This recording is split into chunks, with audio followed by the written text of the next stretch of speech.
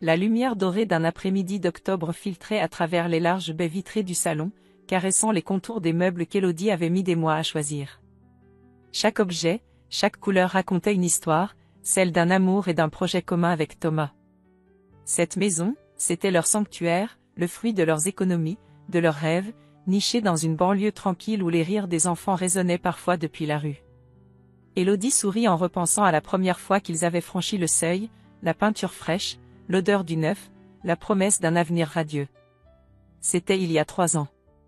3 années de bonheur, de complicité, teintées, parfois, d'ombres fugaces qu'elle s'efforçait d'ignorer. Comme cette conversation téléphonique, la semaine dernière. Thomas, d'habitude si égal, avait baissé la voix, adoptant un ton presque suppliant face à son père. « Oui, papa. »« Non, bien sûr, papa. »« Tu as raison, papa. » Élodie avait senti une pointe d'agacement. Cette déférence quasi automatique, cette incapacité à défendre leur point de vue face à Gérard, c'était une vieille rengaine.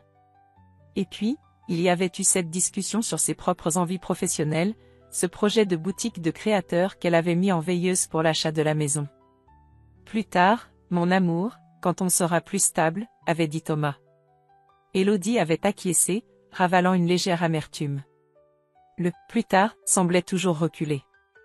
Le bruit d'une voiture se garant dans l'allée l'attira de ses pensées. C'étaient eux. Gérard et Monique, les parents de Thomas. Officiellement, ils venaient passer quelques semaines, le temps que des travaux soient finis dans leur appartement suite à un prétendu dégât des eaux. Élodie alla ouvrir, un sourire poli mais crispé aux lèvres. La première chose qui la frappa fut la quantité de bagages. 2 énormes valises, plusieurs sacs, une glacière. On aurait dit un déménagement, pas une visite temporaire. Monique se jeta dans ses bras avec une effusion un peu trop appuyée. « Ma chérie. Comme c'est gentil de nous accueillir. Tu es un ange. » Gérard, lui, serra la main de Thomas avec une tape dans le dos un peu trop forte, avant d'entrer en inspectant les lieux d'un œil critique. « Pas mal, fiston. Un peu moderne pour moi, mais pas mal. » L'installation commença. Élodie, malgré elle, sentit une boule d'appréhension lui serrer l'estomac. Elle les aida à monter les bagages dans la chambre d'amis, préparée avec soin. Monique ne put s'empêcher de commenter « Oh, ces rideaux sont intéressants. Tu n'as pas peur que ça assombrisse trop ?» Élodie prit sur elle. « Je les aime beaucoup, Monique. » Il crée une ambiance cosy.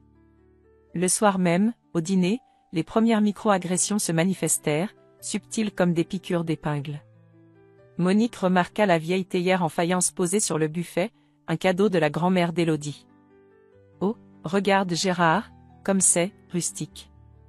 Ma pauvre Élodie, tu mérites mieux que ça.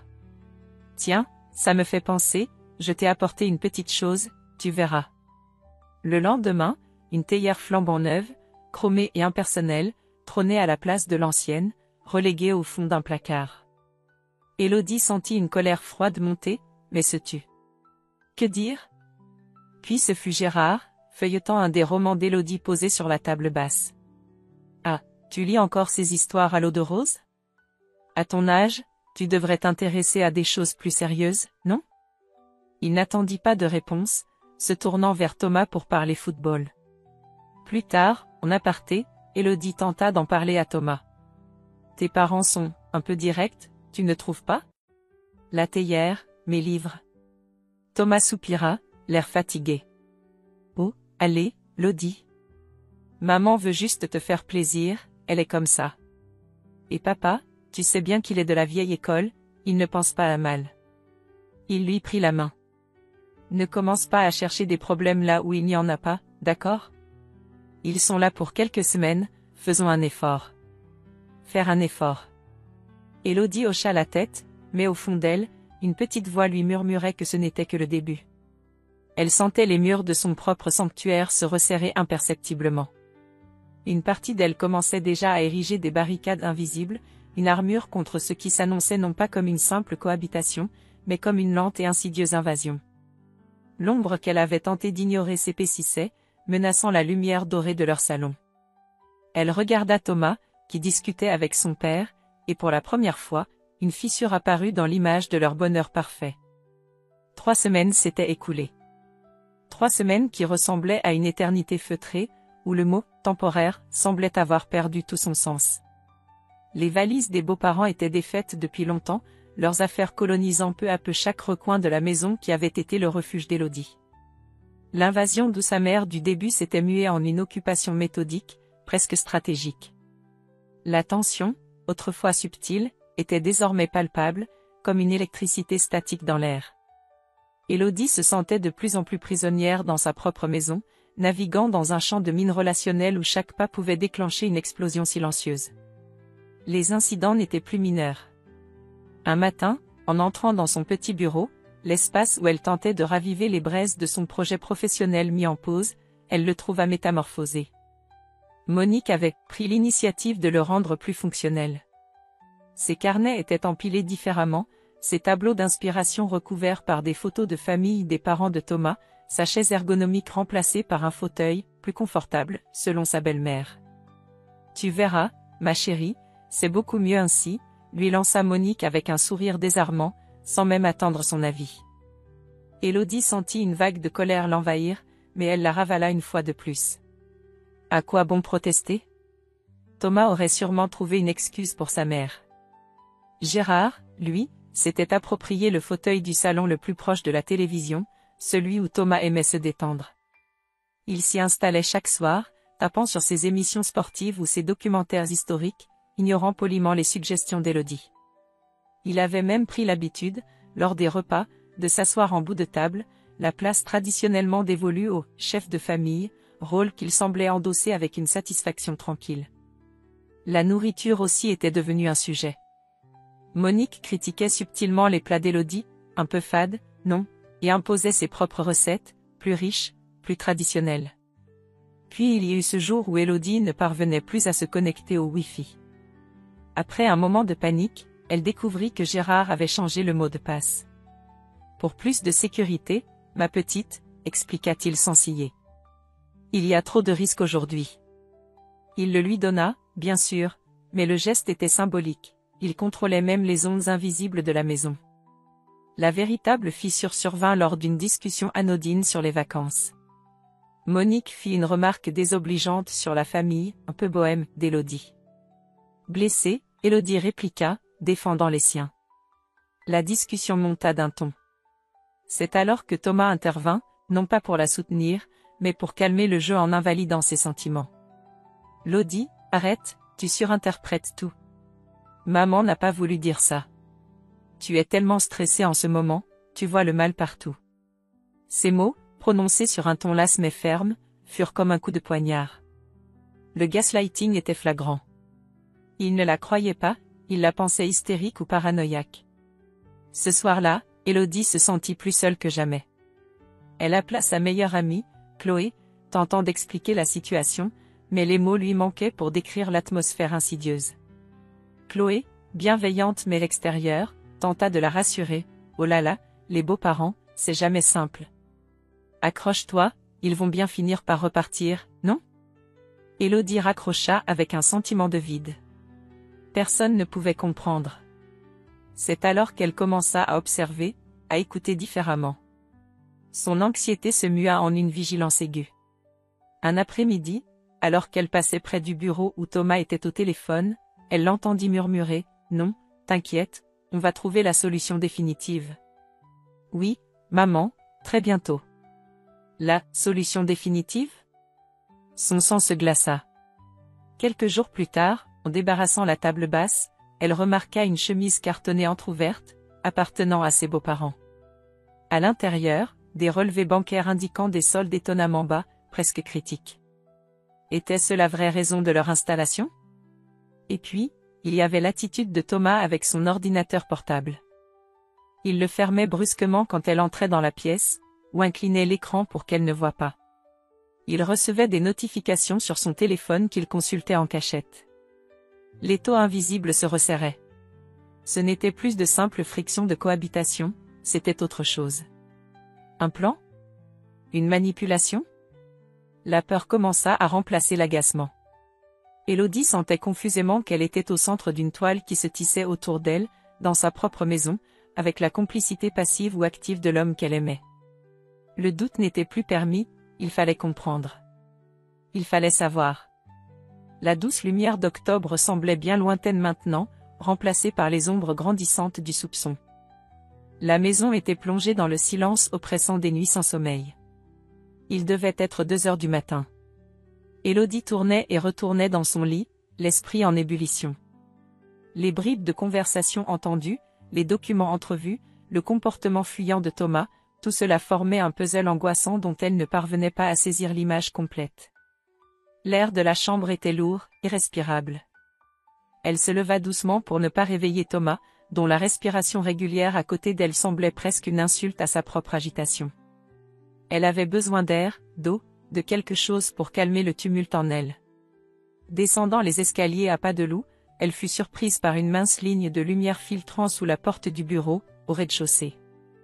Thomas y passait de plus en plus de soirées, prétextant du travail à rattraper. Mais à cette heure-ci, une curiosité mêlée d'appréhension la poussa à s'approcher. Alors qu'elle tendait l'oreille, des voix étouffées lui parvinrent. Graves, calmes. Celles de Gérard, de Monique, et de Thomas. Son cœur se mit à battre la chamade. Que pouvait-il bien manigancer en pleine nuit? La porte était légèrement entr'ouverte. Poussée par une force qu'elle ne contrôlait pas, elle s'approcha encore, se collant presque au mur adjacent. Donc, si on vend maintenant, avec le marché actuel, on peut en tirer un excellent prix, disait Gérard d'un ton posé, presque professoral. Beaucoup plus que ce que ça nous a coûté. Exactement, renchérit Monique. Et avec l'apport de, enfin, tu sais, l'héritage d'Élodie et ses économies, ça nous fait une mise de fonds considérable. Élodie sentit un froid glacial l'envahir. Son héritage? Ses économies? De quoi parlait-il?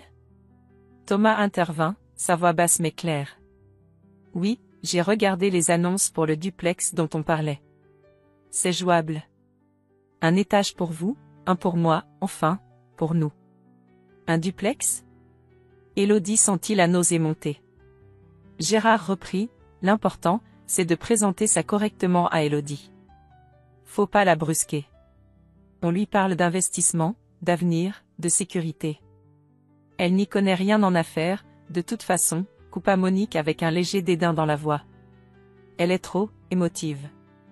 On lui explique que c'est pour le bien du couple, qu'on gérera tout ça. On peut même lui proposer une petite somme pour ses frais, histoire qu'elle se sente considérée. Une petite somme? Pour ses propres économies? Pour l'argent de sa grand-mère? La violence de leur calcul la laissa sans voix.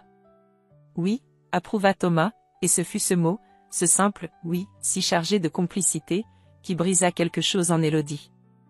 Il poursuivit, je peux lui dire que la maison devient trop chère à entretenir, que c'est une source de stress pour moi.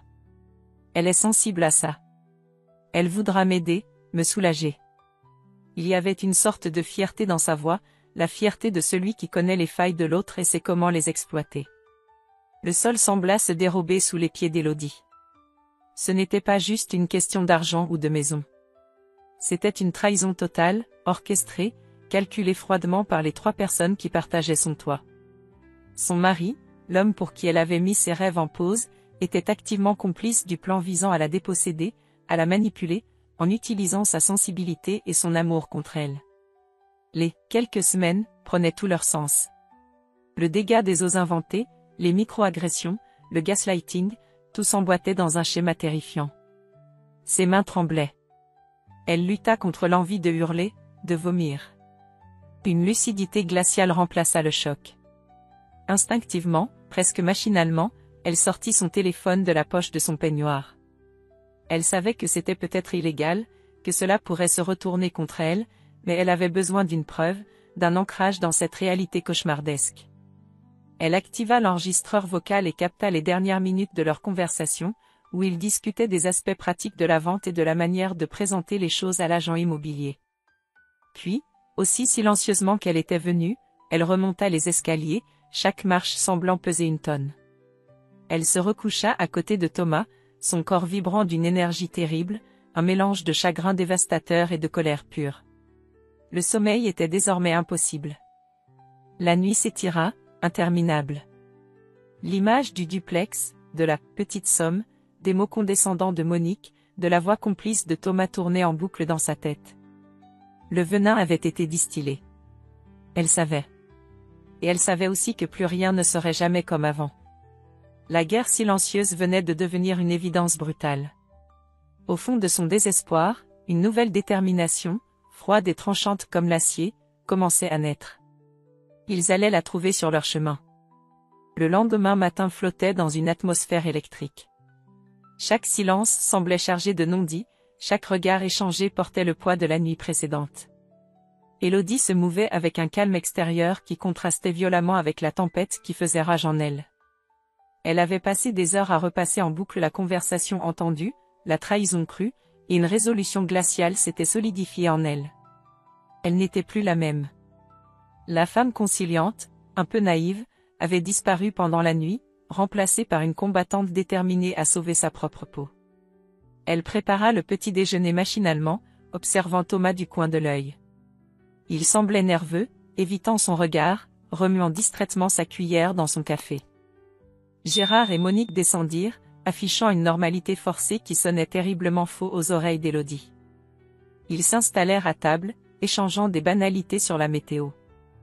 Puis, comme s'il attendait le moment opportun, profitant d'une pause dans la conversation, Thomas se tourna vers Élodie. Il tenta un sourire qui se voulait rassurant, mais qui n'atteignit pas ses yeux. « Élodie, mon amour. J'ai beaucoup réfléchi cette nuit. » Sa voix était un peu trop douce, un peu trop contrôlée. « Je crois qu'on devrait parler sérieusement de la maison. » Élodie posa sa tasse, son cœur battant lourdement contre ses côtes, mais son visage resta impassible. « Je t'écoute, Thomas. » Il se lança, récitant les arguments qu'elle avait entendus la veille, comme un acteur jouant un rôle mal appris. « Elle est grande, tu sais. Les charges sont élevées, l'entretien nous coûte cher. C'est une source de stress constante pour moi, pour nous. Je me disais, peut-être qu'on devrait envisager de vendre? Pour repartir sur de nouvelles bases, plus sereinement, ailleurs? » Il acheva sa tirade, visiblement soulagé d'avoir vidé son sac, attendant sa réaction, sans doute une protestation émotive, des larmes peut-être. Élodie le fixa, un long silence s'étirant. Puis, d'une voix parfaitement calme, dénuée de toute trace de colère ou de tristesse, elle demanda « Ailleurs ? Comme dans un duplex, par exemple ?» Le sang quitta le visage de Thomas. Il blêmit visiblement. Ses yeux s'écarquillèrent de stupeur. À côté, Monique laissa échapper un petit hoquet étranglé, tandis que Gérard fronça les sourcils, l'air soupçonneux. « Qu'est-ce que tu racontes ?» bégaya Thomas, sa façade de mari prévenant s'effondrant d'un coup. « Oh, je crois que tu sais très bien de quoi je parle », continua Élodie sur le même ton glacial. Elle se leva lentement. « J'ai trouvé votre discussion nocturne dans le bureau particulièrement instructive. Surtout la partie concernant mon héritage, les économies, et la petite somme que vous comptiez généreusement me laisser pour mes frais. » Elle cita les mots exacts, les laissant résonner dans le silence abasourdi de la cuisine. Thomas était pétrifié. La panique se lisait maintenant clairement dans ses yeux. « Mais, comment ? Tu as écouté à la porte ? » « Élodie, ce n'est pas ce que tu crois. C'était juste, des idées en l'air. On parlait, c'est tout. » Il chercha du soutien auprès de ses parents, mais eux aussi semblaient pris au dépourvu par la révélation soudaine. « Des idées en l'air ?» répéta Élodie, un sourire sans joie effleurant ses lèvres. « Vraiment ? Ton « oui » semblait pourtant bien décidé quand tu expliquais comment me manipuler en jouant sur ma sensibilité pour te soulager. » Elle s'approcha de lui. « Tu as fait ton choix, Thomas. Tu as choisi ton camp. » « Non. » Élodie, attends. Il tenta de la retenir par le bras, mais elle se dégagea vivement. « C'était pour nous. Pour notre avenir. Tes parents ne comprennent rien à l'argent, il fallait bien que quelqu'un prenne les choses en main. » C'est alors que Monique intervint, retrouvant sa contenance, passant à l'offensive émotionnelle. « Comment peux-tu lui parler comme ça? Après tout ce qu'on a fait pour vous. On vous aide, on est là pour vous soutenir, et voilà comment tu remercies mon fils. » Gérard se leva à son tour, menaçant. Petite insolente. Tu devrais avoir honte. Thomas est trop bon pour toi. Leur intervention agressive ne fit que confirmer la situation. Élodie les regarda, puis reporta son attention sur Thomas, qui se tenait là, incapable de la défendre, pris au piège entre sa femme et ses parents. La dernière lueur d'espoir, le dernier doute qu'elle aurait pu avoir sur sa possible manipulation s'éteignit. C'est terminé, Thomas, dit-elle fermement, chaque mot pesé, irrévocable. Je veux le divorce. Le mot tomba comme un coup près dans le silence soudain. Thomas la fixa, incrédule, la bouche entr'ouverte. Il ne s'attendait pas à ça. Pas si vite, pas si définitivement. Il pensait sans doute pouvoir la raisonner, la culpabiliser, la faire plier. Mais la femme qui se tenait devant lui n'était plus celle qu'il avait cru pouvoir berner. La rupture était consommée, nette, brutale. Les lignes de bataille étaient tracées. La guerre n'était plus silencieuse. La porte claqua derrière Élodie, un son sec et définitif qui résonna dans le silence tendu de la maison. Elle n'avait pris qu'un sac, l'essentiel pour quelques jours, laissant derrière elle la vie qu'elle avait mis des années à construire. Les cris de Monique et les ordres furieux de Gérard ricochaient encore dans son esprit, mais la voix de Thomas, étrangement silencieuse après sa déclaration de divorce, était la plus assourdissante. Dehors, l'air frais d'automne lui cingla le visage, ramenant une clarté brutale. Le choc initial faisait place à une montée d'adrénaline, celle de l'instinct de survie. Elle monta dans sa voiture, les mains tremblantes sur le volant, et démarra sans un regard en arrière. Où aller? La réponse vint immédiatement, Chloé. Son amie, celle qui avait initialement minimisé la situation, mais dont l'intuition lui disait qu'elle comprendrait maintenant. Chloé l'accueillit les bras ouverts, sans poser de questions superflues en voyant le visage défait d'Élodie et son unique sac. Après un thé chaud et quelques larmes libératrices, Élodie raconta tout, la conversation surprise, le plan sordide, la confrontation. Chloé l'écouta, horrifiée, se confondant en excuses pour ne pas avoir mesuré la gravité de la situation plus tôt. « Ma pauvre Élodie, restez ici aussi longtemps qu'il le faudra, » dit-elle simplement, mais avec une chaleur qui réconforta Élodie plus que tout. Dès le lendemain, Élodie prit rendez-vous avec maître Valérie Dubois, une avocate spécialisée en droit de la famille, réputée pour sa ténacité et son franc-parler. Dans le bureau sobre mais élégant, Élodie exposa les faits, la voix parfois tremblante mais le regard déterminé. Elle mentionna l'enregistrement audio. Maître Dubois l'écouta attentivement, hochant la tête par moments. L'enregistrement est une pièce délicate, expliqua l'avocate. Sa recevabilité en justice dépend de certaines conditions, mais il est extrêmement précieux pour comprendre la dynamique, potentiellement, pour négocier. Il démontre une intention claire de vous nuire et une préméditation.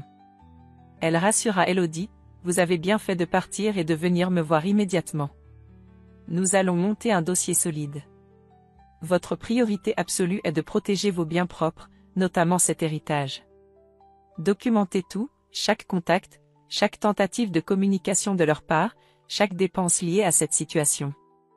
Une stratégie claire commença à émerger, ne pas se laisser intimider, rassembler les preuves, et se préparer à une bataille qui s'annonçait difficile, mais pas perdue d'avance. Les jours suivants furent un tourbillon d'émotions contradictoires. Il y avait des moments de tristesse profonde, de colère sourde, de peur face à l'incertitude de l'avenir. Vivre sur le canapé de Chloé, même si celle-ci était un ange, lui rappelait constamment ce qu'elle avait perdu. Mais il y avait aussi des lueurs d'espoir. Elle commença des séances avec une thérapeute recommandée par maître Dubois, qui l'aida à démêler le choc traumatique et à reconnaître les mécanismes de manipulation dont elle avait été victime. Et puis, un soir, pour occuper ses mains et son esprit, elle ressortit ses vieux carnets de croquis. Les idées pour sa boutique de créateur, mise en sommeil depuis si longtemps, refirent surface. Dessiner les lignes d'un vêtement, imaginer les textures, penser à l'agencement d'un espace, cela lui procura une paix et une concentration qu'elle n'avait pas ressentie depuis des mois. C'était son projet, à elle seule. Pendant ce temps, elle n'eut que peu de nouvelles directes de Thomas ou de ses parents, hormis quelques messages textes de Thomas oscillant entre suppliques confuses et reproches amers, auxquels maître Dubois lui conseilla de ne pas répondre directement. Elle eut vent, via une connaissance commune, qu'il semblait presque soulagé de son départ, sous-estimant totalement sa détermination. Ils avaient, paraît-il, déjà commencé à parler de « réorganiser » la maison, comme si la page était tournée, comme si la procédure de divorce n'allait être qu'une formalité en leur faveur. Cette arrogance, cette certitude d'impunité, ne fit que renforcer la résolution d'Élodie. Ils ne la connaissaient pas vraiment. Ils allaient apprendre. Dans le calme relatif de l'appartement de Chloé, Élodie commença à rassembler ses relevés bancaires, ses preuves d'apport personnel pour la maison, les traces écrites de son héritage. Elle commença aussi à tenir un journal, d'abord pour structurer ses pensées pour l'avocate, puis de plus en plus pour elle-même, documentant non seulement les faits, mais aussi ses émotions, ses peurs, ses espoirs renaissants. Ce journal devint son confident silencieux, le témoin de sa lente métamorphose. En regardant ses croquis de mode qui s'accumulaient et les notes stratégiques de son avocate, Élodie sentit une force nouvelle l'habiter. Elle était meurtrie, certes, mais pas brisée. Elle était une survivante, et elle préparait silencieusement sa contre-offensive, non par vengeance, mais par besoin vital de justice et de reconstruction. L'avenir était incertain, mais pour la première fois depuis longtemps, il lui appartenait de nouveau. Les mois avaient filé, emportant avec eux les débris de l'ancienne vie d'Élodie et laissant place à une reconstruction lente mais déterminée. Le jour du jugement final arriva enfin. Dans la salle d'audience austère, la tension était palpable.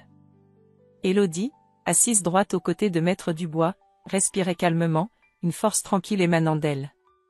De l'autre côté de l'allée, Thomas et ses parents formaient un trio sombre. L'arrogance avait cédé la place à une anxiété mal dissimulée sur les visages de Gérard et Monique. Thomas fixait le sol, l'ombre de lui-même. Maître Dubois présenta ses conclusions avec une précision chirurgicale. Elle rappela les faits, la manipulation, la conversation enregistrée qui, bien que non utilisée comme preuve directe de la conversation elle-même pour des raisons légales, avait servi de point de départ à des investigations plus poussées. Celle-ci avait mis en lumière le plan d'acquisition du fameux duplex. Plus grave encore, elles avaient révélé des tentatives de montage financier douteux de la part de Thomas et ses parents, incluant des déclarations potentiellement frauduleuses pour obtenir un prêt, basé sur des actifs et revenus futurs largement surévalués, incluant la part de la maison qu'ils comptaient spolier à Élodie. La preuve de la mauvaise foi était accablante. L'avocate de Thomas tenta une défense maladroite, parlant de « malentendus » et de « projets mal interprétés », mais ses arguments sonnaient creux face à la solidité du dossier d'Élodie. Le jugement tomba, clair et sans appel. Non seulement le divorce fut prononcé aux torts exclusifs de Thomas, mais la liquidation de la communauté fut bien plus favorable à Élodie que ce que la simple loi aurait dicté en l'absence de faute prouvée. La maison devait être vendue, mais une part substantielle des fonds reviendrait à Élodie, incluant des dommages et intérêts pour le préjudice moral subi. Plus encore, le juge ordonna la transmission de certains éléments du dossier financier au procureur fiscal, laissant planer la menace de poursuite pour Thomas et ses parents concernant leurs manœuvres pour le duplex. Le choc fut visible sur les visages du trio adverse. Monique porta la main à sa bouche, les yeux écarquillés. Gérard devint rouge de fureur contenue. Thomas resta prostré, comme si le poids du monde venait de s'abattre sur ses épaules. Leur plan méticuleux s'était non seulement effondré, mais il s'était retourné contre eux avec une violence dévastatrice. En sortant du tribunal, Élodie respira profondément l'air frais, non pas avec un sentiment de triomphe jubilatoire, mais avec le soulagement immense d'une justice enfin rendue, d'une page enfin tournée. 1 an plus tard. Le soleil inondait un petit atelier lumineux, rempli de tissus colorés, de croquis épinglés au mur et de mannequins portant les premières pièces d'une collection prometteuse. C'était le nouveau sanctuaire d'Élodie. Sa boutique en ligne, Renaissance Création, lancée quelques mois plus tôt, connaissait un succès grandissant. Ses designs uniques, inspirés par sa propre quête de résilience et de beauté retrouvée, touchaient une corde sensible chez de nombreuses femmes. Parallèlement, le journal intime qu'elle avait tenu pendant la procédure était devenu, après maintes réflexions et encouragements de sa thérapeute, un blog discret mais influx, Les Murs Invisibles. Elle y partageait son expérience, non pas pour s'apitoyer, mais pour offrir des clés de compréhension et d'espoir à celles qui se sentaient piégées dans des dynamiques toxiques. Les retours étaient incroyables. Elle sirotait un café en discutant avec Chloé, venue lui rendre visite. « Je n'en reviens toujours pas de tout ce que tu as accompli en si peu de temps, Lodi, dit Chloé avec admiration. Élodie sourit, un vrai sourire épanoui. Disons que j'ai trouvé une bonne source de motivation, et surtout, je me suis retrouvée moi-même. La vraie Élodie, celle qui était enfouie sous des années de compromis. Et côté cœur, demanda Chloé avec une pointe de malice. Je prends mon temps, répondit Élodie paisiblement. Je réapprends à me faire confiance, à faire confiance tout court. Mais je ne suis pas fermée. Simplement, la prochaine fois, ce sera différent. Basé sur le respect, l'égalité, et la transparence totale. Son regard était serein, tourné vers l'avenir. Quant à Thomas et ses parents, les échos qui parvenaient à Élodie étaient rares et tristes. Suite à la vente de la maison et aux potentielles poursuites fiscales, ils avaient dû quitter la banlieue chic. Ils vivaient désormais dans un petit appartement en location dans un quartier moins favorisé. Les relations entre eux s'étaient, paraît-il, considérablement envenimées, chacun reprochant à l'autre l'échec cuisant de leurs plans et leurs difficultés présentes. Thomas, marqué par le divorce et les conséquences financières, avait perdu de sa superbe. Une réalité grise et étriquée, bien loin des rêves de grandeur qu'ils avaient échafaudés sur les ruines espérées de la vie d'Élodie. Le soir venu, dans son atelier, Élodie se tenait près de la fenêtre, regardant les lumières de la ville s'allumer. Elle prit un carnet et un crayon, non pas pour esquisser un nouveau vêtement, mais pour dessiner librement, laissant sa main courir sur le papier. Ce n'était plus la colère ou la douleur qui guidait son geste, mais une sensation de paix profonde, de liberté reconquise. Les murs qui l'avaient autrefois emprisonnée étaient tombés, non seulement ceux de la maison, mais surtout ceux qu'elle avait érigés autour de son propre cœur.